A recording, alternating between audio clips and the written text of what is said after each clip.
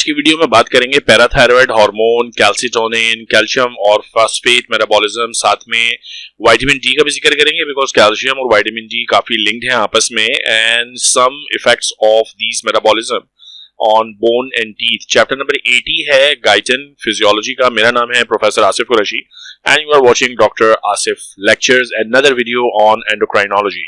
So the physiology of calcium and phosphate metabolism, formation of bone and teeth, regulation of vitamin D or parathyroid hormone or calcitonin, they are all very closely related topics.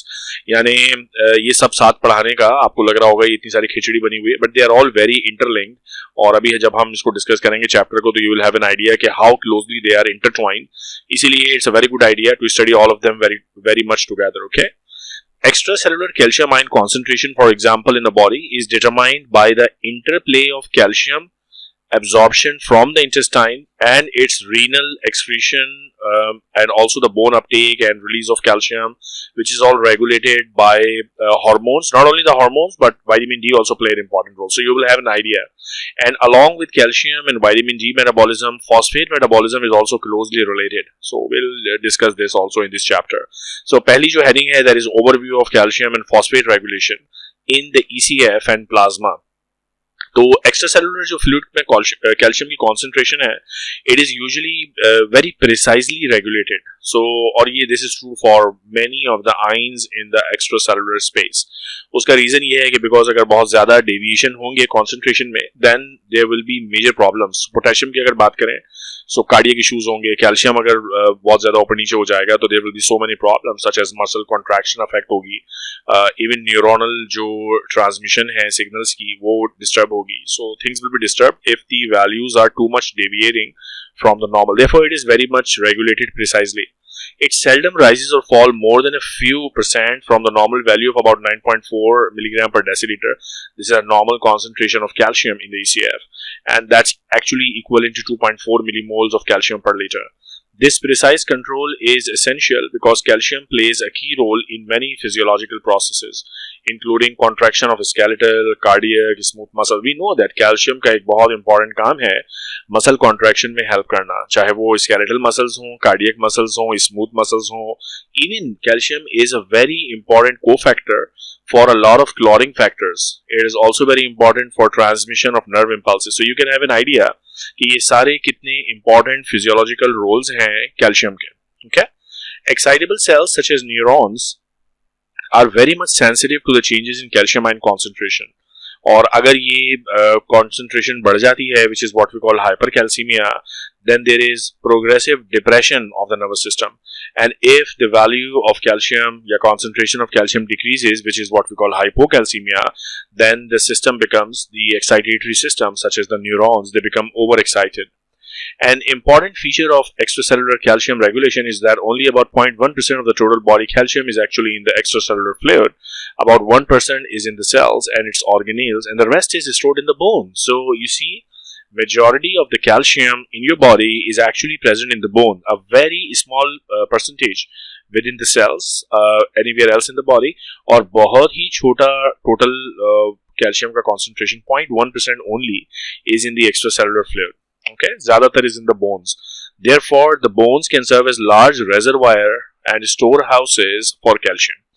Approximately 85% of the body's phosphate is stored in bones.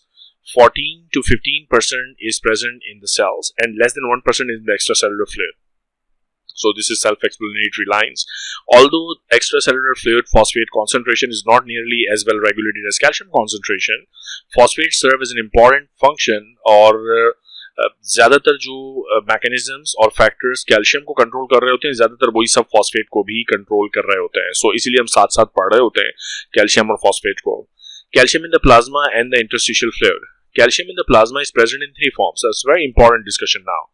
About 41% of calcium is combined with the plasma protein, so bound to the protein, and about 9% is the calcium which is diffusible through the capillary membrane, but it is combined with anionic substances of the plasma, such as citrate, phosphate. So they're not bound to the protein. They're not bound to the protein, but they're bound to something else, some anionic substances. Okay, anionic मतलब negative charge, क्योंकि खुद calcium पर क्या charge है? Positive charge. और तीसरी form calcium की वो है which is actually diffusible through the capillary membranes and it is actually ionized, so जिसको हम free calcium भी कहते हैं. So the calcium has three different flavors. Number one is bound to protein, number two bound to anions, and number three is kind of the free calcium. Does the plasma in the interstitial fluid have a normal calcium ion concentration of about 1.2 millimoles per liter, a level only one half of the total plasma calcium concentration? Because ये ionic calcium की हम बात कर रहे हैं, बाकी सारा calcium किधर है? बाकी सारा calcium या तो प्रोटीन के साथ बाउंड है या फिर different anions के साथ बाउंड है. तो ये बड़ा important concept है कि calcium किस तरह travel कर रहा है आपके ECF में. अब इनऑर्गेनिक फॉस्फेट जो है वो किस तरह से है? Inorganic phosphate in the plasma is mainly in two forms. Calcium is travelling in the plasma in three forms, but phosphate in two major forms. One is actually H2PO4 and the other one is HPO4. So these are two different things. The concentration of HPO4 by phosphate is about और ये आपको पता होना चाहिए किसका कितना component है, is about 1.05 millimoles per liter, and the concentration of H2PO4 इनकी ionic इनका valence electrons में differences हैं इन दोनों forms में is about 0.26. So that one is more than this one. When the total quantity of phosphate in the extracellular fluid rises, so does the quantity of each one of them rises. यानी H2PO4 का level भी बढ़ेगा और HPO4-2 का level भी बढ़ेगा. Okay. Furthermore, when the pH of extracellular fluid becomes more acidic, there is relative increase in the H2PO4. Now it makes sense. If it is more acidic, there is more hydrogen, and if there is more hydrogen, this hydrogen you can see more in number H2 as opposed to single H. So if there is acidic environment, this is what we see more, and this is less. Okay, and vice versa. Because it is difficult to determine the chemically exactly कि ये इसकी quantity क्या है और इसकी quantity क्या है in the blood. Ordinarily, the total quantity of phosphate is expressed in terms of milligrams of phosphorus per deciliter. The average total quantity of inorganic phosphorus represented by both phosphate ions is about 4 milligrams. So that incorporate this phosphate and this phosphate, and actually ये दोनों एक ही हैं. H2PO4 as HPO4 इन दोनों को मिलाकर combined value अक्सर labs में test होती है. Okay? तो अब तक का डिस्कशन हमारा क्या था कि कैल्शियम किस तरह एग्जिस्ट करता है प्लाज्मा में और फिर फॉस्फेट किस तरह एग्जिस्ट करता है. Now the non bone physiological effects of altered calcium and phosphate concentration in the body. So bone is a different topic, लेकिन अगर बोन के अलावा हम बात करें तो changing level of phosphate in the extracellular fluid far below normal to 2 to 3 times normal does not cause any major immediate effect on the body. In contrast, calcium अगर थोड़ा सा भी डिफर करेगा so there will be serious consequences. Hypocalcaemia के भी consequences हैं और hyper calcaemia के भी कॉन्सिक्वेंसेस हैं. पॉइंट ये है कि फॉस्फेट के बारे में वी आर वेरी मच हम काफ़ी लीनियन हैं, काफ़ी रिलैक्स हैं. ये 2 to 3 टाइम्स वैल्यू भी नॉर्मल से इसकी कम हो जाए तो इतना कोई फर्क नहीं पड़ता, लेकिन कैल्शियम की थोड़ी भी वैल्यू ऊपर नीचे होती है then we are in trouble. So for example, if there is hypocalcaemia, the nervous system becomes excited and it leads to tetany. Muscles bar contract करते हैं and they become tetanic muscle. When the extracellular fluid concentration of calcium falls below the normal, the nervous system becomes progressively more excitable because of increased neuronal membrane permeability to sodium ions, and therefore there is easy initiation of action potential. तो बार action potential actually initiate होता है और आपका पूरा nervous system बहुत excited हो जाता है, muscle बार contract करता है, a condition which is called tetany. Okay? Consequently, hypocalcemia causes tetany. So we know now this, because of excitation of the nervous system, there is tetany. It also occasionally causes seizures because the nervous system is overactive. तो झटके लगना बाकायदा शुरू हो जाते हैं. Okay? Sometimes in hand, particularly, which occurs before tetany develops, is more part of the body. This is called carpopedal spasm. हाथ में अगर ये symptoms हैं, तो that is an indication of कि future में full-fledged body में tetany हो सकती है. Tetany ordinarily occurs when the blood concentration of calcium falls from its normal level of 9.4 to about 6. So देखने में ऐसे लग रहा है कि सिर्फ about 3 milligram per dl का difference आया है, but that's a big difference. Okay? In laboratory animals, extreme hypocalcemia can cause other effects. Tetany के अलावा जो effects हैं, they can be dilatation of the heart, changes in the cellular enzyme activities, membrane permeability के changes, blood clotting में मसला. Because मैंने आपको start में बताया था somewhere here कि there are a lot of things in which calcium is actually involved. जिसमें क्लॉटिंग भी है, ट्रांसमिसिबिलिटी है, contraction of muscle, so all these activities will be disturb. Okay, so hypocalcaemia is a big major issue. इसी तरह hypercalcaemia is also not free from consequences, it is also something serious. Hypocalcaemia excite कर रहा था nervous system को, hypercalcaemia depress करता है। When calcium concentration in the body fluid rises above normal, the nervous system becomes depressed. Also, increased calcium concentration decreases the QT interval of the heart. Bong bong problem. These depressive effects on the nervous system appear अगर concentration जो है 12 milligram पर decilitre से ज्यादा हो जाए। Normal आपको पता था ना कितनी थी, 9 point something, which was the normal concentration, 9.4, and यानी 9 की कॉन्सेंट्रेशन से अगर 3 इधर 6 पे बात चली जाए और 3 उधर 12 पे बात चली जाए, तो effects of hypercalcaemia you will start seeing, and then here effects of hypocalcaemia you will start seeing. Okay, so ये आपको इस तरह से सिंपल है यार, इतना मुश्किल तो नहीं है। और अगर कैल्शियम कॉन्सेंट्रेशन 17 से भी ऊपर चली जाए, then that's a big problem, because now calcium के बाकायदा क्रिस्टल्स प्रेसिपिटेट करना शुरू कर देंगे बॉडी के अंदर, and then that will cause serious problem. Okay, और एक्चुअली हम ये डिस्कस करेंगे भी इस चैप्टर में, a condition called parathyroid poisoning. It's a serious stuff. Now, absorption and excretion of calcium and phosphate. So obviously जब हम मेटाबॉलिज्म की बात कर रहे हैं तो हमें ये पता होना चाहिए कि बॉडी में कैल्शियम आता कहाँ से है, साथ फॉस्फेट भी, और फिर वो रिलीज कहाँ से होता है। सो अगर आप मेरे रीनल लेक्चर्स रिकॉल करें तो आपको ये याद होना चाहिए कि किडनी किस तरह हैंडल करती है कैल्शियम को और फॉस्फेट को, लेकिन यहाँ हम ओवरऑल पिक्चर देखेंगे। So there will be also intestinal absorption and faecal excretion of calcium and phosphate. So let us first deal with कि हमारा जो जीआई ट्रैक्ट है, गैस्ट्रोइंटेस्टाइनल ट्रैक्ट यानी डाइजेस्टिव ट्रैक्ट, वो कैल्शियम और फॉस्फेट को कैसे हैंडल करता है। So the usual rates of intake are approximately 1000 milligram per day each for calcium and phosphorus. Such a big number.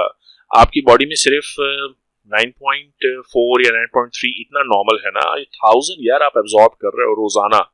So about amounts of in 1 liter of इतना 1 litre of milk में ये amount होता है। So usually हम daily मुख्तलिफ चीज़ें खा रहे होते हैं, डेयरी प्रोडक्ट्स हैं, इधर उधर की चीज़ें हैं, और बहुत सारे चीज़ें हैं जिसमें कैल्शियम है, फॉस्फोरस है। So that's a usual number that we take daily. Normally the divalent cation such as calcium ions are poorly absorbed from the GI tract. However, as discussed later, vitamin D promotes calcium absorption by the intestine, and about 35% of the ingested calcium is usually absorbed. The remaining calcium in the intestine is excreted in the feces. ठीक है? An additional 250 milligram per day of the calcium enters in the intestine via the secreted GI juices and sloughed mucosal cell. So जो cell स्लफ कर रहे हैं उनमें भी calcium है, वो भी एब्जॉर्ब होता है तकरीबन इतना अमाउंट। Therefore, about 90% जो कि 900 हुआ of the daily intake of calcium is excreted in the feces. So that's the good news. Otherwise आप इतना सारा कैल्शियम एब्जॉर्ब कर रहे होते हैं और आपने उतने सारे कैल्शियम का करना कराना कुछ था नहीं। So we have plenty of calcium which we intake, but only 10% is that we absorb. Okay. Now, intestinal absorption of phosphate occur easily, except for the portion of the phosphate that is excreted in the feces. In combination with the non-absorbed calcium, almost all dietary phosphate is absorbed into the blood from the gut, and later it is excreted in the urine. So, phosphate is simple. No messy stuff for phosphate. Right. Now, renal. So, ये थी GI handling of calcium and phosphate. So in the GI, this is your GI tract. So calcium intake कितना है? Roughly around 1000 milligram per day, and more than 90% you excrete out, and about 10% you absorb in the body. Okay. Now let's talk about how does the renal system deal with calcium and phosphate. Approximately 10% of the ingested calcium आपका total कितना था? तकरीबन 100. इस 100 milligram का 10% के साथ क्या हो रहा है देखें, it is excreted in the urine. About 41% of the plasma calcium is bound to the plasma protein and is therefore not filtered by the glomerular capillaries. Obviously, kidney में वो चीज filter नहीं हो सकी जो प्रोटीन के साथ bound है. The remainder is combined with anions such as phosphate or ionized and it is filtered. तो आपको मैंने start में बताया था कि there are basically these 3 forms of calcium. किधर है यार वो वाला paragraph there. So there are ये मैंने लिखा हुआ भी है 3. There are 3 ways the calcium can exist in the extracellular fluid. One is bound to the protein. The one which is bound to the protein, ये glomerular capillary से filter नहीं हो सकता because now it's a big structure. और बाकी जो ions वगैरह के साथ लगा हुआ है, that can be filtered. So that is filtered at the nephron. Normally, the renal tubule absorbs 99% of the filtered calcium. About 100 milligrams per day are excreted in the urine. For further discussion, कह रहा है कि renal section देखें. मेरी videos uploaded हैं, आप वो देख सकते हैं. Chapter 30 जाके देख लो. Approximately 90% of the calcium in the GFR, which is the glomerular filtration rate, is reabsorbed in the proximal tubule, loop of Henle. So, इससे आपको ये idea हो रहा है कि calcium and phosphorus, these are important things for your body because they are filtered and then they are reabsorbed. Okay? In the late distal tubule and early collecting duct, मेरा मुंह मत देखो यार कि ये क्या होता है सर और ये क्या होता है. जाओ मेरे नेफ्रोलॉजी के लेक्चर्स देख लो, आपको किडनी का पूरा स्ट्रक्चर समझ में आ जाएगा कि देयर इज Bowman capsule, then proximal convoluted tubule, then loop of Henle, then distal convoluted tubule, then collecting ducts. तो ये जो मैं नाम ले रहा हूँ ना, आप हैरान मत हो. Late distal tubule and collecting ducts, ये भी रीअब्सॉर्ब करते हैं कैल्शियम को into the blood because calcium is important for you. When calcium concentration is low, the reabsorption is great, and that makes sense. You need more and more calcium in the body, so reabsorption is very powerful when calcium is already low. Okay? Conversely, even a minute increase in the blood calcium concentration above normal increases the calcium excretion. Now you have a lot of calcium in the body, hypercalcemia, you pee out, you excrete a lot of calcium in the urine, and it perfectly makes sense. We shall see later in this chapter that the most important factor controlling this reabsorption of calcium in the distal portion of the nephron and therefore controlling the rate of calcium excretion is parathyroid hormone. इसके बारे में हम पढ़ेंगे. So calcium का सारा reabsorption का mechanism, कितना reabsorb होगा, कब reabsorb नहीं होगा, excrete होगा, ये सारा master regulator इस सब चीजों का कौन है? Parathyroid hormone. Okay? Now renal phosphate excretion is controlled by an overflow mechanism. और ये हमने चैप्टर 30 में डिटेल में डिस्कस किया था. मतलब इसका ये है कि when phosphate concentration in the plasma is below the critical value about 1 millimole per litre, all the phosphate in the glomerular filtrate is reabsorbed. Because plasma में वैल्यू लो है तो रीअब्सॉर्प्शन तेज हो जाएगी, और इसका उल्टा कर लें, प्लाज्मा में ज्यादा है तो रीअब्सॉर्प्शन कम हो जाएगी, एक्सक्रीशन बढ़ जाएगी. Above the critical concentrations, how the rate of phosphate loss is directly proportional to the additional increase. जितना प्लाज्मा में ज्यादा होगा उतना एक्सक्रीट होगा. Therefore, the kidneys regulate phosphate concentration in the ECF by altering the rate of phosphate excretion. ठीक हो गया? तो अभी तक तो सारी इजी बातें चल रही हैं. ये वाली डायग्राम आसान है. इसमें ये बता रहे हैं कि गट से किस तरह से कैल्शियम अब्जॉर्ब हो रहा है, किडनी से वो निकल रहा है, लेकिन किडनी से निकलने वाला फिर रीअब्जॉर्ब भी होता है, और that is under the influence of PTH. और फॉस्फेट भी रीअब्जॉर्ब होता है, and that is controlled by the levels in the plasma. Basically अगर प्लाज्मा में फॉस्फेट के लेवल्स हाई हैं तो ज्यादा एक्सक्रीट होगा, प्लाज्मा में फॉस्फेट के लेवल्स कम हैं तो कम एक्सक्रीट होगा. यार सिंपल सी बात है. However, as discussed later in this chapter, the parathyroid hormone can greatly increase the phosphate excretion, and we'll see how, thereby playing an important role in the control of plasma phosphate as well as calcium level. So PTH is basically important. PTH को हम कहते हैं, मैं अक्सर student को जब बताता हूँ मजे की चीज है, फॉस्फेट ट्रैशिंग हार्मोन. सो ये बेसिकली फॉस्फेट को निकालता है किडनी से, इसको ट्रैश करवाता है. सो विल डिस्कस, हमने ये रीनल फिजियोलॉजी में भी डिस्कस किया है और दोबारा इस चैप्टर में आगे भी ये बात आएगी. ठीक है? तो बेसिक कैल्शियम और फॉस्फेट का डिस्कशन हमने किया, जिसमें वी बेसिकली टॉक्ड अबाउट कि किस किस तरह के फॉर्म्स प्लाज्मा में होते हैं, फॉस्फेट के भी और कैल्शियम के भी, और किस तरह वो जीआई से एब्जॉर्ब होता है और किडनी से एक्सक्रीट होता है. तो कुछ बेसिक इन्फॉर्मेशन आ गई. अब बात करते हैं बोन की and its relationship to the extra cellular calcium and phosphate. Extra cellular जो सेल्स के बाहर है यानी प्लाज्मा में है. So let's talk about this. So there are two types of bony tissue generally speaking. One is known as the cortical bony tissue and the other one is called trabecular, also called spongy. और जो cortical है is also called compact. So C for cortical, C for compact, easy to remember. Okay. Now जो cortical bone form है, ये जो cortical architecture है bone का, it is the harder outer part. या इसको आप cortex भी कह सकते हैं. So it's all very easy to remember. C for cortical, C for compact. C for cortex layer. It's dense than trabecular bone, which is a little softer, and it's spongy, therefore it is called.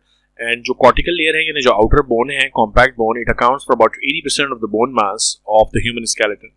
Cortical bone is especially thick in the shaft of the long bones, as those in the legs, such as femur, tibia, fibula. Which supports the weight of the entire body. Fibula does not obviously support the weight of the entire body, but think about femur. Trabecular bone joint account for about 20% of the bone mass. It is found in the interior of the bones. It is much porous than cortical bone and is usually located at the end of the bones. Trabecular bone contains lattice-shaped units. ऐसे ट्रेबेक्यूली होते हैं, उसमें ना network बनता है. मैं diagram पे कहीं देख रहा था, अगर आपको मिल जाती है वो डायग्राम तो मैं दिखा दूँ. Let me find something. नहीं मिल रही यार, चलो बाद में दिखेगी तो देखता हूँ, कहीं आगे पीछे होगी. बट बेसिकली इट फॉर्म्स ऐसे ट्रेबेक्युलर नेटवर्क बनाता है ना, मैश बनाता है, तो इसीलिए उसको ट्रेबेक्युलर बोन भी कहते हैं. और the spaces between the trabecular are basically filled with the red bone marrow where the hematopoiesis is happening. So blood formation is happening in this part of the bone. The rate of synthesis and resorption and therefore the bone turnover rate are much higher for the trabecular bone as compared to the cortical bone. The cortical bone is kind of very mature, strong, tough bone. Okay, bone is composed of a tough organic matrix that is greatly strengthened by the deposition of the calcium salts. Obviously, bone is a tough structure, and one of the reasons for being very tough is deposition of the calcium salts. Average cortical bone contain by weight about 30% of the matrix and 70% of the salts. So अगर आप उसकी composition देखें तो इतना उसमें ये jelly like matrix है या liquid composition है और 70% उसमें salts हैं. और newly formed bone may have a considerable higher percentage of the matrix as compared to the salt because salt बाद में deposit होते हैं. अब matrix की अगर हम बात करें तो वो उसमें क्या क्या चीज़ें हैं. So it contains 90 to 95% collagen और जो बाकी की चीज़ें हैं वो बाकी का ground substance है, which is about gelatinous jelly-like ground substance. The collagen fibers extend primarily along the lines of the tensional forces because it gives power and tensile strength to the bone. The ground substance is composed of extracellular fluid plus proteoglycan and chondroitin sulfate and hyaluronic acids. So overall जो पूरा matrix है इसका काम है to provide tensile strength. और जो bone salts हैं they are deposited in the form of crystals, and they are largely calcium and phosphate salts. और जो क्रिस्टल डिपॉजिट होते हैं बोन में उनको हम नाम देते हैं hydroxyapatite crystals with this formula. You see there is calcium and phosphate there. Each crystal is about 400 angstrom. इसके ये आप फाइन फिजिकल डिटेल्स हैं जो कि आपको याद रखना इतना ज़रूरी है भी नहीं. Okay, magnesium, sodium, potassium and carbonate ions are also present. These are the major crystals, hydroxyapatite crystals, calcium phosphate, but there are other stuff as well. Okay. The ability of many types of ions to conjugate to bone crystals extend to many ions normally foreign to the bone, such as strontium, plutonium. They can also be, deposited in the bone actually, right? Deposition of radioactive substances in the bone can also happen. अगर किसी को prolonged radiation कर रहे हैं, they can actually cause cancers in the bone. Tensile in the compressional strength of the bone. Each collagen fiber of the cortical bone is composed of repeating periodic segments every. This is too much detail, बस आपको बात सिर्फ याद ये रखनी है कि जो compact bone है उसमें जो collagen fibers हैं they prevent the shearing of the bone, so they are providing strength to the bone. The collagen fibers of the bone, like those of the tendon, have great tensile strength, so they are actually giving tensile strength ताकि bones break ना हो सकें. Okay. अच्छा, अब precipitation and absorption of calcium and phosphate in the bone, that's very important because bone एक reservoir है calcium और phosphate का. जब जरूरत होगी तो इसमें से कैल्शियम निकल के ब्लड में जाएगा और ऑपोजिट भी हो सकता है. So there is usually an equilibrium between the bone and the extracellular fluid. How does that happen? Hydroxyapatite does not precipitate in the extracellular fluid despite supersaturation of calcium and phosphate ions. सुने इस बात को. The concentration of calcium and phosphate ions in the extracellular fluid are considerably greater than those required to cause the precipitation of hydroxyapatite. However, inhibitors are present in almost all tissues of the body as well as in the plasma to prevent the precipitation. One such inhibitor is pyrophosphate.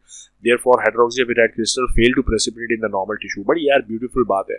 देखो, ये कह रहा है कि ये एक बंदा खड़ा हुआ है, इस बंदे का ये ब्लड घूम रहा है ब्लड वेसल्स में, इसमें काफ़ी सारा कैल्शियम है, इसमें काफ़ी सारा फॉस्फेट है, तो ये मिलकर ब्लड में ये हाइड्रोक्सी एपिटाइट क्रिस्टल क्यों नहीं बनाते? बिकॉज क्रिस्टल फॉर्मेशन के इनिबिटर हमारे ब्लड में मौजूद हैं और बाकी टिश्यूज़ में भी हैं, जैसे कि पायरोफॉस्फेट. बोन में ये इनिबिटर नहीं होता, चूंकि बोन में ये इनिबिटर नहीं होता तो ये क्रिस्टल्स बन जाते हैं बाकी जगहों पर. वरना सोचो ना यार, अगर ये इनिबिटर ना होता तो आपके मसल्स में भी हाइड्रोक्सी एपिटाइट क्रिस्टल्स बन रहे होते, ब्लड में भी बन रहे होते, भाई ब्रेन में भी बन रहे होते, हार्ट हर जगह पे सॉलिड बोन बन जाती है. ऐसा नहीं होता. तो नेचर ने बड़ा ब्यूटीफुली आपको डिजाइन किया है ना. जहाँ पे क्रिस्टल्स बनाने हैं वहाँ पे इनिबिटर नहीं रखा, जहाँ पे क्रिस्टल्स नहीं बनाने वहाँ पे इनिबिटर रखा है. Okay, Now, mechanism of bone calcification. The initial stage in the bone production is the secretion of collagen molecule. This is called collagen monomer deposition, और साथ में ground substance भी आता है. कौन से cells responsible हैं for the deposition of these things? Osteoblast. The collagen monomers polymerize rapidly to form collagen fibers. The resulting tissue is known as the osteoid, primary initiated bone, and it's a cartilage-like material differing from the cartilage in that the calcium salts readily precipitate in it. तो ये जो initial osteoid बनता है, इस पर फिर calcium salts और hydroxyapatite crystals वो आके deposit होना शुरू हो जाते हैं. And now they are known as osteocytes. So osteoblast ने osteoid layout किया, इस पर फिर calcium salts deposit हो रहे हैं. Now we are getting towards osteocyte. Now within a few days after the osteocyte is formed, calcium salts begin to precipitate on the surface of the collagen fibers, and mature hydroxyapatite crystals are formed, and you start getting like a tough structure of bone. Okay, ये सारी details मैंने histology में बताई हैं यार, बहुत तफसील से. Although the mechanism that causes calcium salt to be deposited in the osteoid is not fully understood, regulation of this process appears to be dependent on great extent on the pyrophosphate. Pyrophosphate basically crystallization of hydroxyapatite crystal को inhibit करता है. So the level of the pyrophosphate in turn are regulated by at least three other things. One of the most important factor is the tissue non-specific alkaline phosphatase, TNAP इसको हम कहते हैं, which breaks down the pyrophosphate and keep its level in check so that bone calcification occur as needed. So ये TNAP जो है ये bone में होता है, तो ये pyrophosphate को kill करता है ताकि deposition of crystals हो सके. TNAP is secreted by the osteoblast. See, this is very important because osteoblast चाहेगा कि डिपोजिशन ऑफ क्रिस्टल्स हो ताकि बोन बने, इसीलिए ऑस्टियोब्लास्ट के पास ये हथियार मौजूद है, TNAP. ये TNAP जाके पायरोफॉस्फेट को खलास करेगा ताकि पायरोफॉस्फेट काम ना कर सके और डिपोजिशन ऑफ क्रिस्टल्स हो जाए.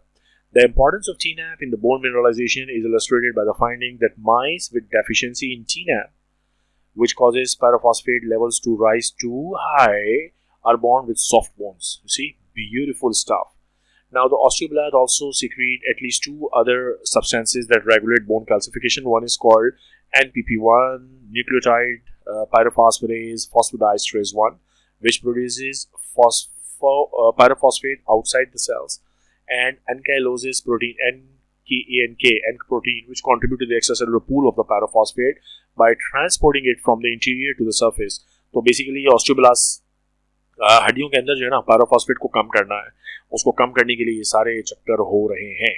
Now, deficiency of NPP1 or ANK causes decreased extracellular pyrophosphate and excessive calcification of bone, such as bone spurs happen, or even calcification of other tissues in the body such as tendon and ligament. क्योंकि tendon में for example calcification नहीं होनी चाहिए थी क्योंकि यहाँ pyrophosphate होता है और पायरोफॉस्फेट डेपोजिशन ऑफ हाइड्रोक्सीएपिटाइट क्रिस्टल को ब्लॉक करता है.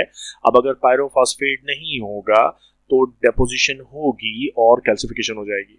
और ये जो पायरोफॉस्फेट है ये जिन मीडिएटर से कंट्रोल होता है, अगर उनमें म्यूटेशन होगी तो पायरोफॉस्फेट का लेवल कम हो जाएगा, लेवल कम होगा, डेपोजिशन होगी, और that's what happens in ankylosing spondylitis. Beautiful stuff. Okay. Now, precipitation of calcium in non-osseous tissue under abnormal condition, and that usually happens quite a lot basically.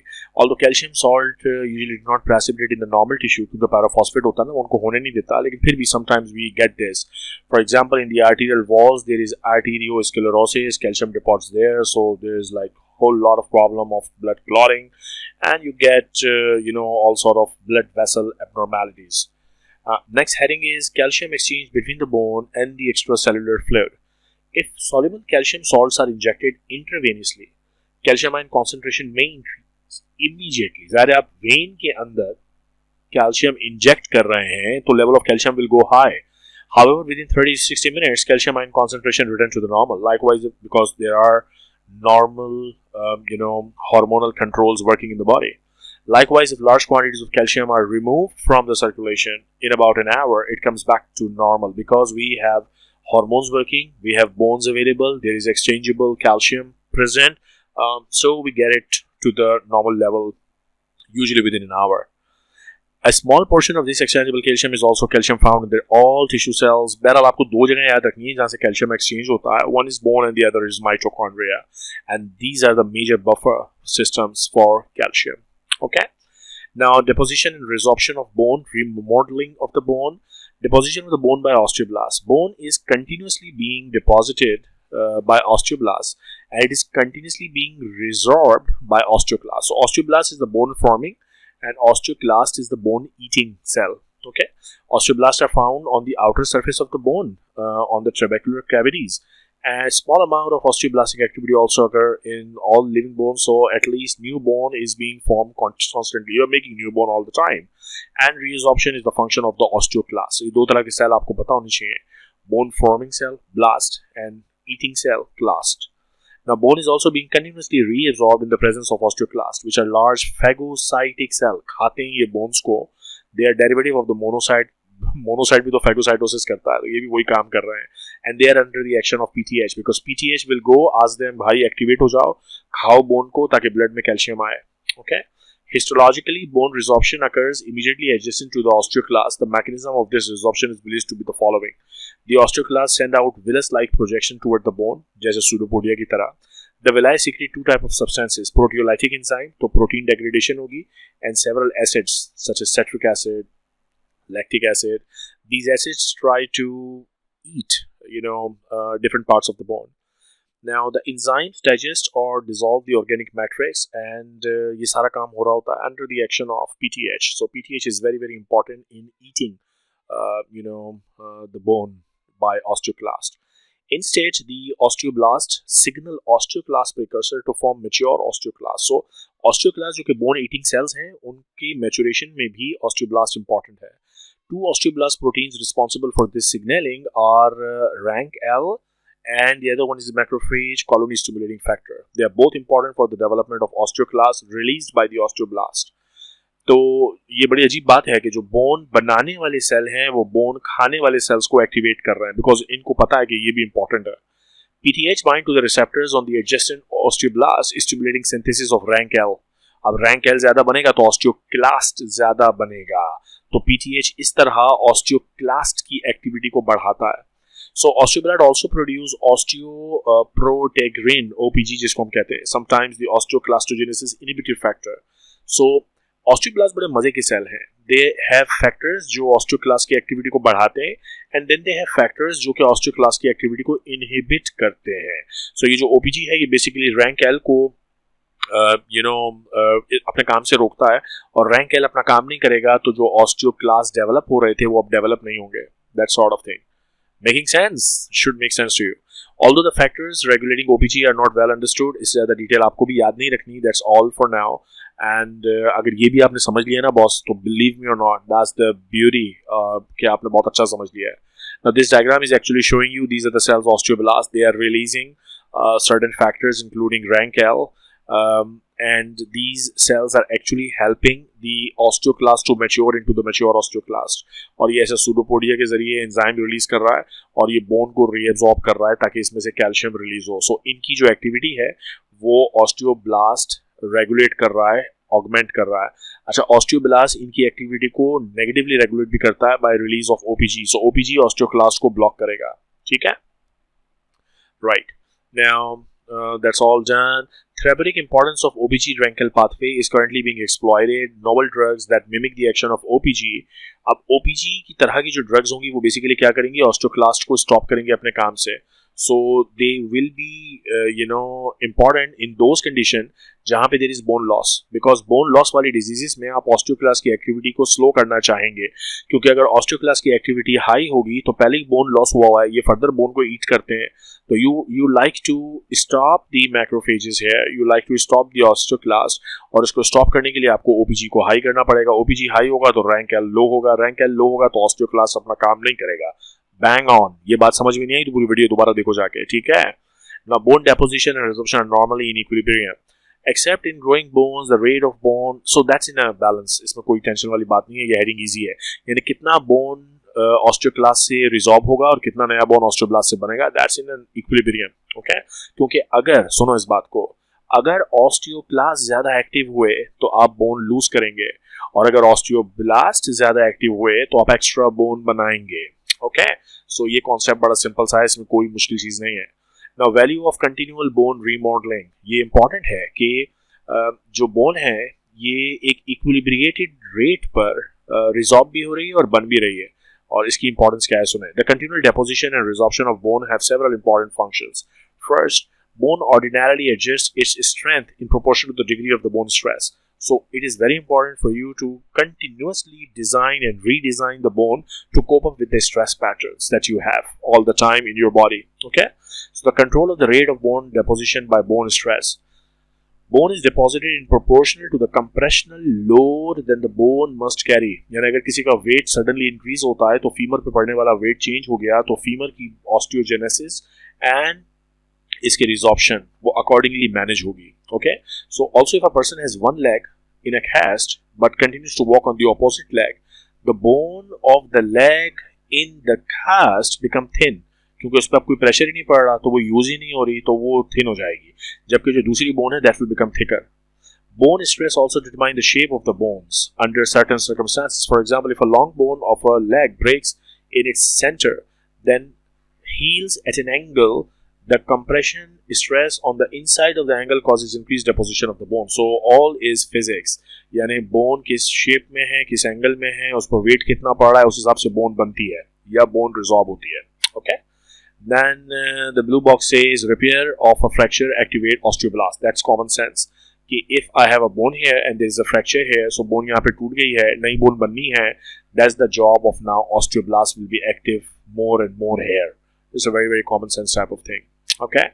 Right. So now I have to talk about vitamin D. और vitamin D की basically theory ये है कि हमारी skin में vitamin D बनता है और ये vitamin D निकल के जाता है पहले liver में और liver में जाके इस पे hydroxylation होती है 25 position. एंड देन ये जाता है किडनी में, वहाँ एक एडिशनल हाइड्रोक्सिलेशन होती है और ये एक्टिव कंपाउंड बनता है 125 डाइहाइड्रोक्सीकैल्सिफेरॉल जो कि 3 काम कर रहा है. 1, इट इज इंटेस्टाइन में जाके increasing the calcium binding protein. It is activating the calcium ADPases, also activating the alkaline phosphatase. इन तीनों का ओवरऑल इफेक्ट ये है कि इंटेस्टाइन से ज़्यादा कैल्शियम एब्जॉर्ब हो और प्लाज्मा में कैल्शियम की कॉन्सेंट्रेशन बढ़ जाए. That's what the job of vitamin D is. और ये जो vitamin D की एक्टिवेशन है in the kidney, it is facilitated by parathyroid hormone. अच्छा, पैराथायरॉयड का अपना भी काम ये होता है कि it increases the calcium level in the blood. So it, number one, it has different mechanisms of increasing the calcium levels in the blood. One of them is activation of vitamin D. Vitamin D activate होगा तो गट पे जाएगा और गट पे जाके calcium की absorption को बढ़ाएगा. All thanks to parathyroid hormone. तो आइए जरा देखते हैं vitamin D की details. Vitamin D has a potent effect to increase the calcium absorption from the gut. So that's a very important point to understand. कि vitamin D जो है वो कैल्शियम की एब्जॉर्प्शन को गट में फैसिलिटेट करता है. So you start absorbing more and more calcium into the body. It has also important effects on bone deposition and bone reabsorption. अभी हम थोड़ी देर में डिस्कस करते हैं इसका बोन पर effect. However, vitamin D itself is not the active substance that usually causes these effects. Instead, the vitamin D must first be converted through a succession of reactions in the liver and then in the kidney to get the final activated product, which is called 125 dihydroxycholecalciferol, or abbreviated as this. And this is the one which is very important for absorption of vitamin D based calcium increment in the gut.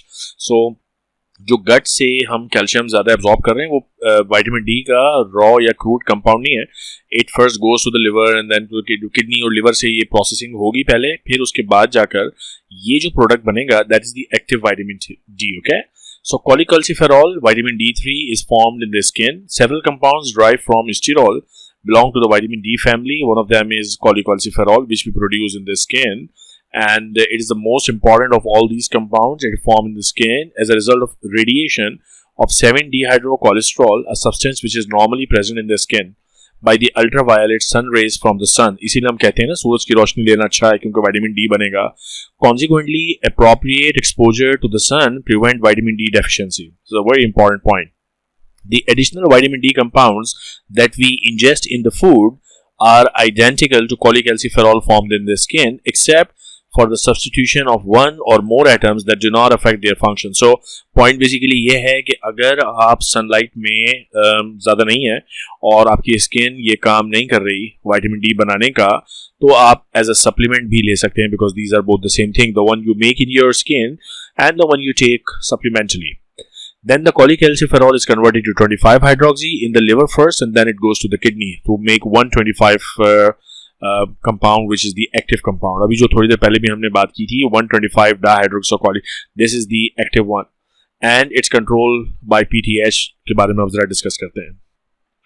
Conversion जो है in the proximal tubule of the kidney जब 25 hydroxy कॉल्सिफेरॉल liver से आता है और kidney में 125 में convert होता है, तो यहाँ पे ये एक्टिव सब्सटेंस बनता है, otherwise it is not able to perform its function. Now this latter substance यानी ये वाला जो सब्सटेंस है, it is the most active form of vitamin D and यही सारा विटामिन डी का जो भी इफेक्ट अभी हम पढ़ेंगे वो इस कंपाउंड की वजह से होता है. मैं बार बार इसलिए बता रहा हूँ बिकॉज आपको कोई कंफ्यूजन नहीं होनी चाहिए कि जो कॉलीकैल्सिफेरॉल इटसेल्फ है वो कुछ नहीं करता. वो पहले जाएगा लिवर में 25 पोजीशन पर हाइड्रोक्सिलेशन होगी, उसके बाद वो जाएगा किडनी में 1 पोजीशन पर हाइड्रोक्सिलेशन होगी. As a result we get 125 dihydroxy cholecalciferol which is active. Okay, so ये जो 125 डाइहाइड्रोक्सी कॉलीकैल्सिफेरॉल है, इट रिक्वायर्स पीटीएच. इसके कन्वर्जन यानी किडनी जो अपना 1 पोजीशन पर हाइड्रोक्सिलेशन का प्रोसेस कर रही है उसके लिए पीटीएच चाहिए. In the absence of PTH almost none of the 125 dihydroxy cholecalciferol is formed. अब ये इंपॉर्टेंट है, देखो इस कंपाउंड का यानी कहाँ गया किधर है भाई, एक्टिव विटामिन डी का काम है कैल्शियम रीएब्जॉर्ब करवाना. तो ये कैल्शियम रीएब्जॉर्ब करवाना इस पर्टिकुलर एक्टिवेटेड विटामिन डी 3 का जॉब है. और इसको एक्टिव करने के लिए पैराथायरॉयड हार्मोन इंपॉर्टेंट है. तो पैराथायरॉयड हार्मोन बेसिकली कैल्शियम को गट से एब्जॉर्ब कराने के लिए बड़ा इंपॉर्टेंट है, बिकॉज अगर पैराथायरॉयड हार्मोन नहीं होगा तो ये 1 पोजीशन पर हाइड्रोक्सिलेशन नहीं होगी, active form of vitamin D 3 नहीं बनेगा और गट से कैल्शियम एब्जॉर्ब नहीं होगा. Okay, you got the point now. This relation is very important. Okay, so you must understand this concept. Calcium ion concentration controls the formation of 125 dihydroxy. अभी मैं इसको पढ़वा नहीं रहा आपको. Let's talk common sense. अगर calcium ion concentration body में कम है, so if there is low calcium in the body, plasma की बात कर रहा हूँ, तो common sense ये कहती है कि now you want, if this is the gut, now you want more calcium absorption. है ना. तो जब आपको मोर कैल्शियम एब्जॉर्प्शन चाहिए तो you need more 125 dihydroxy cholecalciferol and you need more PTH. That's the common sense thing. ताकि ज्यादा PTH निकले, ज्यादा 125 डाइहाइड्रोक्सी कॉलीकैल्सिफेरॉल बने, ज्यादा कैल्शियम एब्जॉर्ब हो और जो कैल्शियम का लो लेवल था वो दोबारा हाई हो जाए. That's the common logical thing. और इस पूरे सिनेरियो को आप रिवर्स कर दो, अगर बॉडी में ऑलरेडी कैल्शियम कॉन्सेंट्रेशन जो है वो हाई है, so if it is already high, now you don't want more calcium to be absorb. Therefore, you don't want more 125 dihydroxycholecalciferol. Therefore, you don't want more PTH. Okay, so that's then the very common sense type of thing. और वही सब यहाँ पे लिखा हुआ भी है.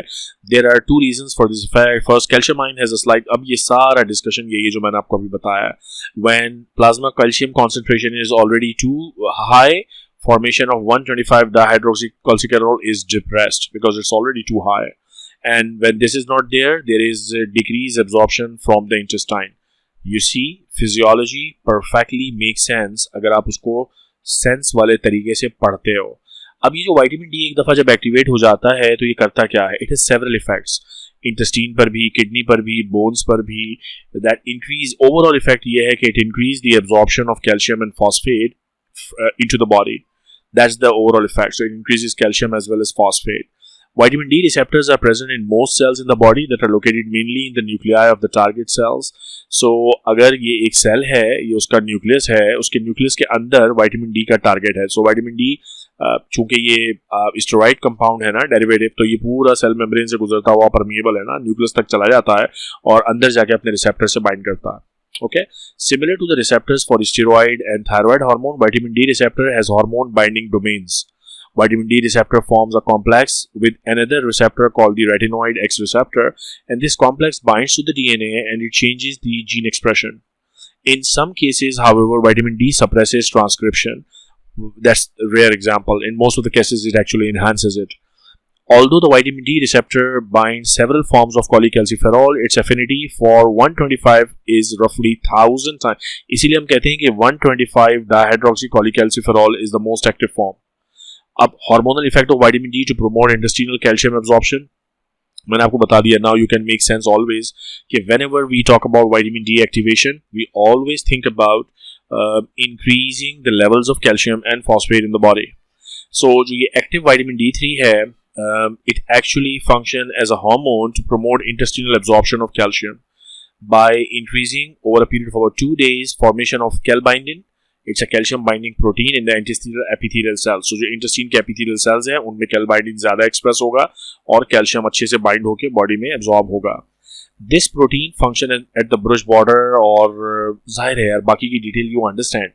Calbindin बढ़ेगा तो calcium ज़्यादा bind होगा तो absorb ज़्यादा होगा.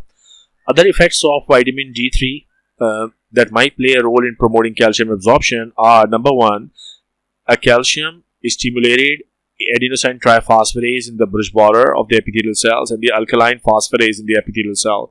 और ये नहीं पता कि किस तरह काम करते हैं, सो मेरा ख्याल है इसको अब ना ज़्यादा टेंशन लें इसकी तो खैर है. अच्छा, vitamin D also promote phosphate absorption by the intestine. So calcium तो है, मैंने आपसे कहा ना कैल्शियम और फॉस्फेट का जिक्र हर जगह साथ साथ चलता है. ये हीर रांझा लैला मजनू ये वाली कहानी है.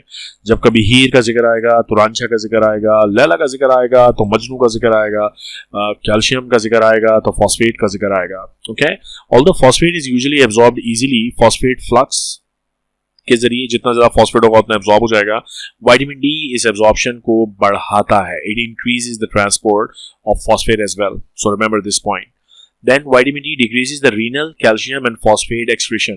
Again it makes sense क्योंकि vitamin D का काम है प्लाज्मा में कैल्शियम के लेवल को बढ़ाना. तो ये गट से एब्जॉर्प्शन को बढ़ाएगा और किडनी से एक्सक्रीशन को कम करेगा. क्योंकि अगर किडनी से भी ये एक्सक्रीशन को बढ़ा दे तो पागल है क्या, यहाँ से एब्जॉर्प्शन बढ़ा रहा है जीआईटी से और यहाँ से एक्सक्रीशन बढ़ा रहा है, तो ओवरऑल इफेक्ट क्या होगा? कुछ भी नहीं. इफेक्ट तो तब होगा जब जीआईटी से एब्जॉर्ब होती रहे कैल्शियम और एक्सक्रीशन उसकी ना हो. इस पूरे इफेक्ट की वजह से कि जीआई से एब्जॉर्ब हो रहा है और किडनी से एक्सक्रीट नहीं हो रहा, अब प्लाज्मा का कॉन्सेंट्रेशन बढ़ेगा कैल्शियम का. ठीक है, सो दैट मेक्स सेंस कि it decreases the renal excretion. अच्छा, effect of vitamin D on bone and its relation to the PTH activity. Vitamin D plays important role in bone reabsorption and bone deposition. Administration of extreme quantities of vitamin D causes resorption of the bone. So if you are giving high quantities of vitamin D, it causes resorption. In absence of vitamin D, the effect of PTH in causing bone resorption is greatly reduced or even prevented. The mechanism of this action of vitamin 3 is not fully understood. So basically it's not known कि ये bone resorption किस तरह करवाता है. Vitamin D in smaller quantities promote bone calcification. Another beauty. So effect of vitamin D on bone अगर आपसे कोई पूछता है तो ये दोनों है. ये बोन में डेपोजिशन भी करवाता है कैल्शियम का और बोन को रीएब्जॉर्ब करवा के कैल्शियम निकालता भी है. डिपेंड करता है कि डोज क्या है. अगर बहुत हाई डोज है विटामिन डी का तो रिजॉर्प्शन, और अगर स्मॉलर क्वांटिटीज है then there is bone calcification, deposition of calcium on the bone. ठीक हो गई बात. ये इंपॉर्टेंट पॉइंट था. ये वैसे मैं बता रहा हूँ अक्सर स्टूडेंट्स को ये पता नहीं होता, बड़े स्टूडेंट्स परेशान होते हैं. अक्सर पूछो विटामिन डी का क्या काम है, सबके पास एक ही जवाब होता है कि सर विटामिन डी का काम है बोन में कैल्शियम को डिपॉजिट करवाना. उनको यही लगता है, लेकिन बेटा it is dependent on the dose that we are talking about. If you are using high dose of vitamin D it can actually cause bone resorption. Okay, now let us talk about some words. बात करते हैं parathyroid hormone की, which is a very powerful mechanism provider for controlling the extracellular calcium and phosphate. PTH is actually the hero for calcium and phosphate metabolism. ये बड़ा effect करता है intestinal absorption को, renal excretion को, exchange between the extracellular fluid and the bone. So PTH का आपको understanding बहुत ज़रूरी है. Excessive activity of parathyroid gland causes rapid release of calcium salts from the bone. So that's ये पहला effect जो आपको पता होना चाहिए. And it leads to hypercalcemia. So PTH goes to the bone और bone से calcium को निकलवाता है. Okay? Conversely, if PTH is not working properly, यानी parathyroid कम काम कर रहा है, then it leads to hypocalcemia. Physiological anatomy, I'm not going into the details of this because parathyroid gland की anatomy मैंने बहुत डिटेल में ऑलरेडी आपको पढ़ाई हुई है कि there are actually usually normally 4 parathyroid glands होते हैं which are located behind the thyroid gland. यानी अगर आपका ये थायरॉयड ग्लैंड है इस तरह से, सो इसके पीछे 1 2 3 4 2 superior 2 inferior, and we have done the anatomy in great detail. They contain different types of cells. Chief cells हैं इसमें, there are oxyphil cells. The chief cells are the ones which actually secrete parathyroid hormone. इससे ज़्यादा detail फिर मैंने anatomy के lectures में कराई भी है, वहाँ आप देख लीजिएगा. और पैराथायरॉयड ग्लैंड का बेसिकली काम क्या है? When we talk about parathyroid gland function, they release PTH. और PTH जो है parathyroid hormone, it is basically a protein hormone made up of about 110 amino acids. और इसका काम क्या है वो भी हम देखते हैं, right? So let's talk about the functions of parathyroid hormone. इसका इफेक्ट सबसे पहले तो हमें ये समझना ज़रूरी है कि एक्स्ट्रा सेलुलर कैल्शियम पर और फॉस्फेट पर इसका क्या इफेक्ट है. सो PTH into an animal and continuing this infusion for several hours. तो एक ग्राफ यहाँ इन्होंने दिखाया हुआ है कि अगर किसी एनिमल में PTH डाल दे तो क्या होगा. Note that at the onset of the infusion, the calcium ion concentration begins to rise. यानी आप PTH दे रहे हैं और PTH के रिजल्ट में calcium ion concentration बढ़ रही है. And then it reaches a plateau in about 4 hours. However, the phosphate concentration falls more rapidly than calcium rises and reaches a depression level of a very low value in 1 to 2 hours. Point ये है कि जो PTH है ना, इसका आपको इस तरह से याद रखना है रोल कि ये प्लाज्मा में कैल्शियम की कॉन्सेंट्रेशन को तो बढ़ाता है लेकिन फॉस्फेट की कॉन्सेंट्रेशन को कम करता है. It's a phosphate trashing hormone. So ये डायग्राम पे भी उन्होंने कहीं दिखाया होगा. So this is the time in hours, this is calcium level I think, and then these are phosphate levels as well. And इस पॉइंट पर आपने क्या किया कि पैराथायरॉयड हार्मोन देना शुरू किया. तो जैसे ही आपने पैराथायरॉयड हार्मोन देना शुरू किया, ये देखें कैल्शियम का लेवल बढ़ना शुरू हो गया, ऊपर की डायरेक्शन में जा रहा है ना, फिर एक प्लेटू आया.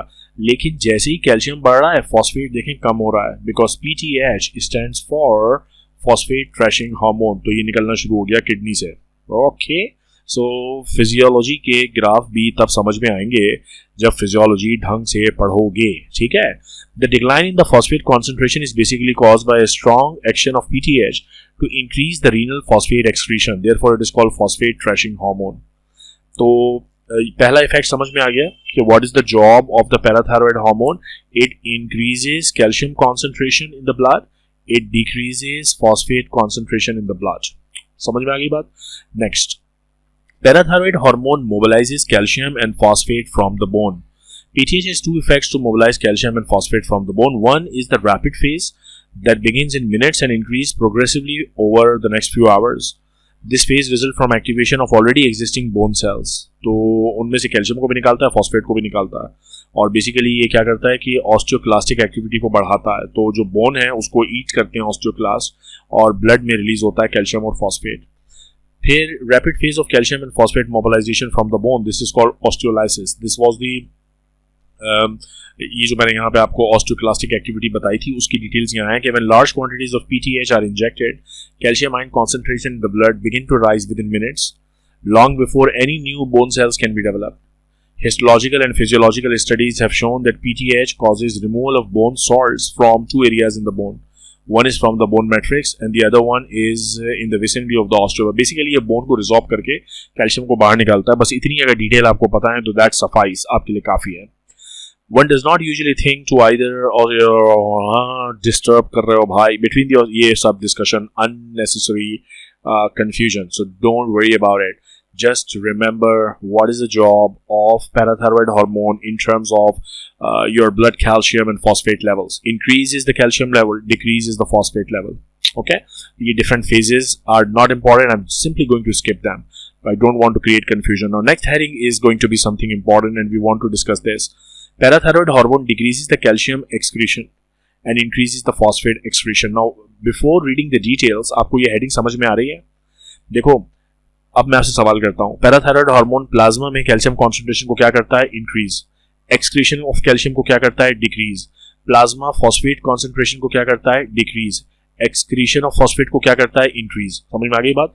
तो फॉस्फेट एक्सक्रीशन इंक्रीज हो रही है, कैल्शियम एक्सक्रीशन डिक्रीज हो रही है, इसीलिए प्लाज्मा में इफेक्ट्स ऑपोजिट आ रहे हैं.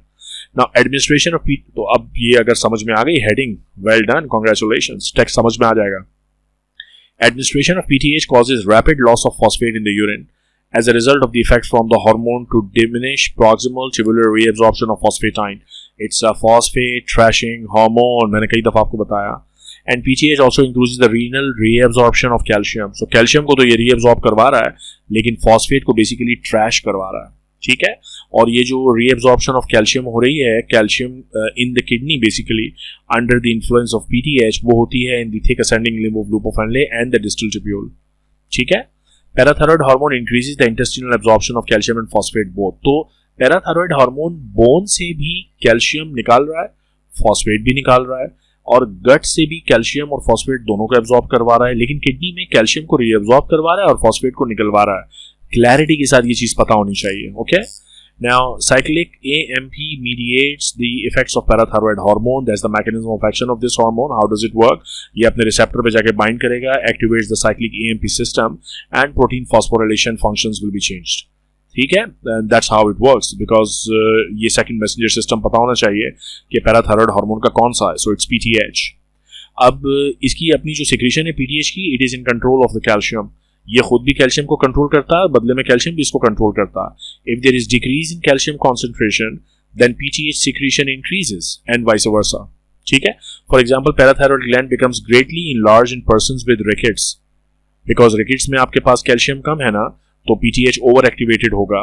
That's how it works. These glands also become greatly enlarge during pregnancy. Even though the decrease in calcium ion concentration in mother's extracellular fluid is hardly measurable, they are greatly enlarge during lactation because calcium is used for milk formation. So there is low calcium in the body, and therefore there is high PTH, and therefore the parathyroid glands are hyperplasia. Conversely, conditions that increase the calcium ion concentration above normal, they suppress and they reduce the size of parathyroid gland. तो अगर body में ज्यादा calcium है तो PTH कम होगा, कम calcium है तो PTH ज्यादा होगा. Simple thing. Okay. And such condition include अगर कोई बहुत ज़्यादा कैल्शियम यूज़ कर रहा है डाइट में, या विटामिन डी बहुत ज़्यादा यूज़ कर रहा है, या बोन रिजॉर्प्शन फैक्टर्स हैं other than PTH such as disuse of the bone. So ये तमाम चीज़ें वो हैं जो हाइपर कैल्सीमिया करेंगी, इंक्रीज कैल्शियम, और इंक्रीज कैल्शियम की वजह से पीटीएच डिक्रीज हो जाएगा. ठीक है. Changes in the extracellular fluid calcium ion concentration are detected by the calcium sensing receptor in parathyroid cell membrane. So ये जो पैराथायरॉयड ग्लैंड है ना, ये कैल्शियम की कॉन्सेंट्रेशन को सेंस करते हैं, और अगर कैल्शियम कम है तो ये एक्टिविटी बढ़ा देते हैं अपनी सिक्रीशन की, कैल्शियम ज़्यादा है तो कम कर देते हैं. That's how it works. So basically जो पीटीएच का रिलीज है, it is all dependent on the plasma calcium concentration. So direct effect. Okay. So simple stuff है ये सारा, और ये एक दो पॉइंट इंपॉर्टेंट लग रहे हैं मुझे, ये नहीं छोड़ने हैं. सो increase PTH secretion in response to decreased extracellular calcium ion concentration. PTH stimulates the bone resorption ताकि calcium बढ़े. PTH increases calcium absorption from the gut, also phosphate ताकि calcium बढ़े. And number 3 will be PTH also increases renal absorption of calcium and renal absorption of intestine obviously as well. So if you look at this diagram, what are the jobs of PTH? It goes to the bone, increases calcium, increases phosphate. It goes to the intestine, increases calcium, increases phosphate. It goes to the kidney and releases, excretes out of the body phosphate. So it decreases phosphate in the blood, but it reabsorbs calcium. So increases calcium in the blood. And it also helps in conversion of, 25 monohydroxycholecalciferol into 125. अब एक दफ़ा जब ये activated vitamin D होगा तो ये भी intestine पे जाके कैल्शियम को बढ़ाएगा. सो पीटीएच की जिंदगी का मकसद है कैल्शियम आयन कॉन्सेंट्रेशन को बढ़ाना और फॉस्फेट की कॉन्सेंट्रेशन को कम करना. So that's what the job of PTH is. PTH दुनिया में आया इसीलिए है. ओके. सो अब बात करते हैं एक और बहुत इंपॉर्टेंट हार्मोन की जिसका नाम है calcitonin, which is also basically a protein hormone. So let's talk about calcitonin. आसान तरीका कैल्सीटोनिन के फंक्शंस को याद रखने का ये है कि बेसिकली जनरली स्पीकिंग बात कर रहा हूँ, it has effects which are opposite to that of the PTH. PTH का काम था कैल्शियम कॉन्सेंट्रेशन प्लाज्मा में बढ़ाना. So calcitonin का काम होता है to decrease the plasma calcium concentration. However, the quantitative role of calcitonin in humans is far less than the PTH. So PTH is by far the more important control mechanism for calcium concentration in human bodies. Okay. Synthesis and secretion of calcitonin occur at the parafollicular cells or the C cells lying in the interstitial fluid between the follicles of the thyroid gland. तो ये इनकी location है, ये इनकी cell types हैं. मैंने anatomy और histology अलग से पढ़ा रखी है इनकी, so we are not going to spend much time here. These cells constitute only about 0.1% of the human thyroid gland and the remnants of the ultimobranchial glands of the fish. So इनकी evolutionary importance है, but since ये हमारी body में है और calcitonin एक हकीकत है तो इसके बारे में आपको पता तो होना ही चाहिए. Increase plasma अगर कैल्शियम concentration है तो it will stimulate the calcitonin secretion. Because ये कैल्सीटोनिन आएगा और कैल्शियम लेवल्स को कम करेगा. So the primary stimulus for calcitonin is basically increase extracellular fluid calcium ion concentration. In contrast PTH secretion is stimulated by decrease, ये हमने अभी पढ़ा था ना कि पीटीएच तब निकलेगा जब कैल्शियम कम होगा, and all the story should make sense to you. Body में कैल्शियम कम है तो पीटीएच को बुलाया जाएगा ताकि वो जाके गट से ज्यादा कैल्शियम एब्जॉर्ब करवाए, बोन से कैल्शियम एब्जॉर्ब करवाए, किडनी से कैल्शियम की एक्सक्रीशन को कम करे, that sort of thing. And then calcitonin also decreases plasma calcium concentration, जो हम ऑलरेडी बात कर चुके हैं ऊपर के, जैसे पीटीएच का काम था कैल्शियम कॉन्सेंट्रेशन को बढ़ाना, कैल्सिटोनिन का काम है कैल्शियम कॉन्सेंट्रेशन को कम करना। That's the job. अब ये पूरा एक्सपेरिमेंट यहाँ पे बयान किया है, उसका लबे-लुबाब और उसकी समरी और उसका खुलासा यही है कि more calcitonin means less calcium in the blood, that's all that you have to remember, okay.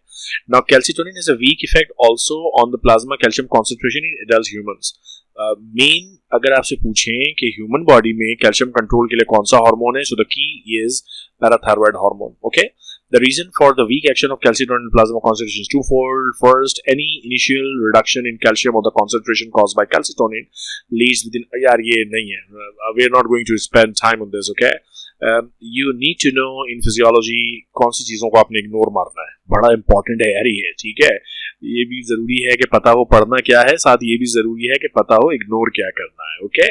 So let's now talk about the summary. अब तक हमने जितनी बात की है कैल्शियम आयन कॉन्सेंट्रेशन, तो ये आपको पता चल गया कि कैल्शियम की ज़रूरी क्यों है रेगुलेशन, क्योंकि अगर कैल्शियम थोड़ा सा इधर यानी कम, थोड़ा सा उधर यानी ज़्यादा हुआ तो आपके बॉडी के काफ़ी सारे फंक्शंस डिस्टर्ब होंगे, such as smooth muscle, skeletal muscle, cardiac muscle contraction, even the nerve excitability, ये सब चीज़ें डिस्टर्ब होंगी। That's why it's very important to actually manage the calcium concentration to a very very fine limits, okay. So at times the amount of calcium absorb into और loss from the body is as much as 0.3 grams in an hour. For example अगर किसी को diarrhoea हो रहा है तो you are losing a lot of calcium just in a few diarrhea episodes, okay, because intestinal juices में काफी सारा कैल्शियम होता है। so अगर आप डायरिया की सिचुएशन में हैं तो बहुत ही थोड़ी देर में बहुत सारा कैल्शियम लूज कर देंगे। conversely, after ingestion of large quantities of calcium, particularly when there is also excess vitamin D in the body, the person starts having a lot of calcium, so hypercalcemia. so sometimes calcium की जो levels हैं वो बहुत quickly change होते हैं, hypocalcemia और hypercalcemia, and therefore it is important to then understand कि कौन से factors हैं जो उसको regulate करेंगे। buffer function of the exchangeable calcium in the bone, the first line of the defense, this is very important। मैंने आपको बताया ना कि bones में ज़्यादातर कैल्शियम स्टोर है, so this is kind of the storehouse। The exchangeable calcium salts in the bone discussed earlier in the chapter are amorphous calcium phosphate compounds, probably usually present as calcium biphosphate or some similar compounds. They are present in the bone. The quantity of these salts that is available for exchange is about 0.5 to 1%. Yani if there is low calcium in the blood, it can come out from the bone, obviously under the influence of parathyroid hormone, okay? In addition to the buffer function of the bones, the mitochondria of many tissues of the body, especially in the liver and intestine, contain a significant amount of exchangeable calcium.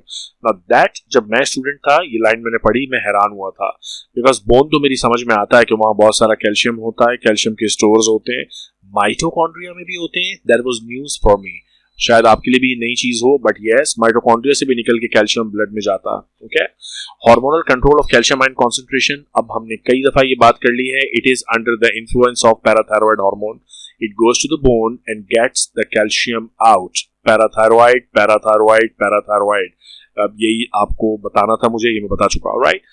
Now there are a lot of diseases which are discussed here, but I'm going to leave the diseases for now because we are not going into the details of pathology.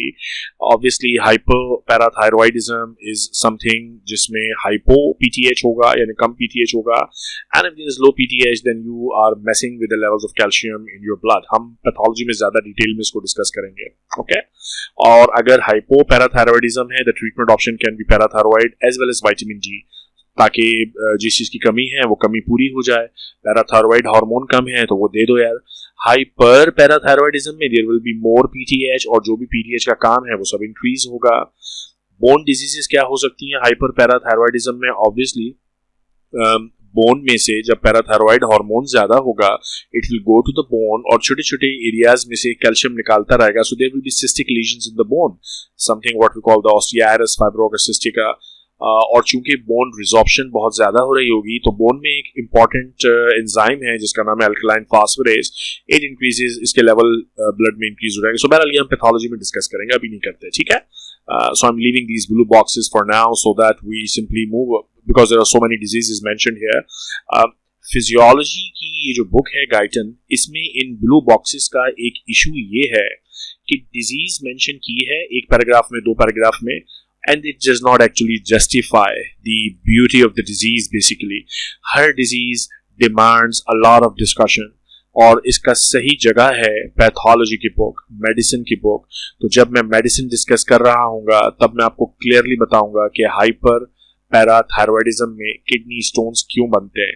Although you can have an idea right now, जब hyperparathyroidism होगा तो increase PTH होगा, increase PTH होगा तो increase calcium होगा blood में, increase calcium होगा तो किडनी में ज्यादा कैल्शियम फिल्टर होगा, formation of kidney stone will increase. You see कितना इजी है. अगर आपने फिजियोलॉजी ढंग से पढ़ रखा है then you are able to understand all the pathological effects. ठीक है जी. तो अब हम इस बात से आगे बढ़ते हैं and let us now go to the physiology of teeth, जो कि ब्रीफली यहाँ बताई है. अच्छा, टीथ जो है उनका क्या काम है? They cut, they grind, they mix the food, खाने में हेल्प करते हैं ना. To perform these functions, the jaws have powerful muscles capable of providing an occlusive force between the teeth. आपके ये जो जॉ के मसल्स हैं ये आपके जॉ को मूव करवाते हैं, तो दांतों के बीच में जो भी आता है वो पिस जाता है. तो ये एक चक्की की तरह है, ग्राइंडिंग फोर्स है. ठीक है. अब यहाँ इन्होंने different part of the teeth बताए हैं, although that's the job of an anatomy lecture या हिस्टोलॉजी लेक्चर, बट एनीवेज हम डायग्राम देख लेते हैं क्विकली. और if this is the tooth, तो ये जो ऊपर आपको नजर आता है ऐसे ही करके देखें, जो दांत आपको नजर आ रहे हैं whitish thing, these are called the crown. और आपके जबड़े के बोन के अंदर का जो पार्ट है that is all called the root. फिर ये जो क्राउन है इस पे जो व्हाइट कलर का मटेरियल, जो आपके चमकते व्हाइट कलर के टीथ हैं, this material is known as the enamel which is a very hard substance. And then जो बोन के अंदर का पार्ट है उसका सेंट्रल मोस्ट पोर्शन जो कि वैस्कुलर है, उसकी नर्व सप्लाई भी ठीक ठाक है, that is called the pulp chamber. उसके सराउंडिंग में डेंटिन है और उसके बाहर सीमेंटम है जो कि बोन के साथ कंटिन्यू होता है. तो ये डिफरेंट पार्ट्स हैं आपके टीथ के. So we talked about enamel. Enamel is formed by special cells which are called ameloblast. Histology की डिटेल्स मैं अभी नहीं करा रहा. Dentin is formed basically deposited by odontoblast. At least cells के नाम आपको पता होने चाहिए कि कौन सा पार्ट किस चीज से बन रहा है. सीमेंटम जो है ये पेरियोडोंटल मेम्ब्रेन और फिर ये बोन के साथ कंटिन्यू होता है. Pulp is basically the part जो कि हाईली वैस्कुलर है, उसमें लिम्फैटिक्स भी हैं और नर्व फाइबर्स भी हैं. ठीक है. एंड डेंटिशन ह्यूमंस, ये यहाँ से डिस्कशन इंपॉर्टेंट है. Humans and most mammals develop two sets of teeth during their lifetime. The first one is known as the deciduous teeth, या इनको हम मिल्क टीथ, दूध के दांत. अक्सर फिल्मों में ये यूज करते हैं ना मुहावरा के, दूध के दांत तो अभी गिरे नहीं, और बातें बड़ी बड़ी करने लगे. उस दूध के दांत मीन्स के बचपन के जो दांत हैं, चाइल्डहुड टीथ या deciduous teeth. They are usually 20 in number in humans. They erupt between 7 months and second year of life, and they last until 6 to 13 years. उसके बाद ये गिरते हैं और फिर नए दांत आते हैं. After each deciduous tooth is lost, a permanent tooth replaces it, and an additional 8 to 12 molars are also there, which is what we call the wisdom teeth भी आते हैं फिर बाद में. इसका ये मतलब नहीं है कि आप अक्लमंद होते हैं, ये लेटर इन दी एज आते हैं, इसीलिए इनको wisdom teeth कहते हैं. How teeth are formed, basically 80-16, that is the figure. ये मैंने एम्ब्रियोलॉजी में बहुत डिटेल में पढ़ा है, दांत कैसे बनते हैं, तो टेंशन ना लो यहाँ पे. ठीक है. इरप्शन कैसे होती है, टीथ बनते कैसे हैं, लिंक्ड हैं चीजें मेडिसिन में. एक पार्ट समझने के लिए अब आपको जाके मेरे एम्ब्रियोलॉजी के टीथ डेवलपमेंट का लेक्चर देखना पड़ेगा, है ना. So this is basically not too important. यहाँ इम्पोर्टेंट है मेटाबॉलिज्म और फिजियोलॉजी. टीथ डेवलपमेंट में विटामिन डी वगैरह इंपॉर्टेंट है कि नहीं, जरा ये सुन लो. The rate of development and speed of eruption of teeth can be accelerated by thyroid and growth hormone. Also the deposition of salts in the early forming teeth is affected considerably by various factors of metabolism such as availability of the calcium. This is where this chapter is relevant. And phosphate in the diet, and the amount of vitamin D present, and the rate of PTH secretion. The point is, आप सोच रहे होंगे ये दांतों का जिक्र इस chapter में है ही क्यों? इसलिए क्योंकि दांतों की डेवलपमेंट के लिए कैल्शियम चाहिए, फॉस्फेट चाहिए, विटामिन डी चाहिए, पीटीएच चाहिए. ये सब बातें आज हमने इस चैप्टर में की हैं. तो आपको पता होगा this chapter is also relevant for your teeth. Okay, that's the only important paragraph basically in the whole teeth discussion. इन्होंने किया गया है इस चैप्टर में, मैं आपको बताऊं कि पूरे टीथ की इन्होंने कोशिश किया आपको स्ट्रक्चर पढ़ाएं समझाएं, भाई ये इस चैप्टर का पर्पस नहीं है. सो मेरा काम एज अ टीचर आपको ये बताना भी है कि क्या पढ़ना है और कैसे पढ़ना है और कितना पढ़ना है. So that's very important. Okay, so basically calcium, vitamin D, PTH, they are all important for teeth development. Okay. Also, new salts are constantly being deposited while old salts are being resolved from the teeth as occur in the bone. So that's also an important point. जैसे bone में calcium निकलता है, नया calcium आके deposit होता है, ऐसे ही teeth में भी होता है. Deposition and absorption occur mainly in the dentin and the cementum. ये parts हैं दांत की जिनमें कैल्शियम हैंडलिंग हो रही है. In the enamel, these processes occur mostly by diffusional exchange of minerals with the saliva. So, okay, not too much high yield. The rate of reabsorption and deposition of minerals in the cementum is about equal to that in the surrounding bone of the jaw.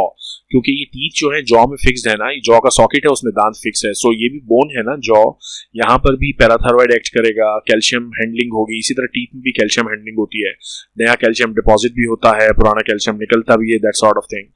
In summary, continual mineral exchange occur in the dentin and cementum of the teeth. तो ये जो दो parts है ना जो मैंने यहाँ start में आपको दिखाए थे, dentin वाला part और cementum वाला part, ये वो जगहें हैं जिनमें कैल्शियम एक्सचेंज कंटिन्यूसली होता है under the influence of parathyroid hormone. ये आपको याद रखना है. However, enamel exhibit extremely low, very slow mineral exchange. लेकिन ये वाला जो part है dentin और cementum, these are very active calcium exchange parts. enamel में बहुत ही slow होता है. Okay, तो इतनी बात अगर आपको समझ में आ गई तो बस समझ में आ गया. Dental abnormalities, obviously there are so many abnormalities such as dental caries and then there is what not, there are infection. अच्छा, caries basically क्या होते हैं?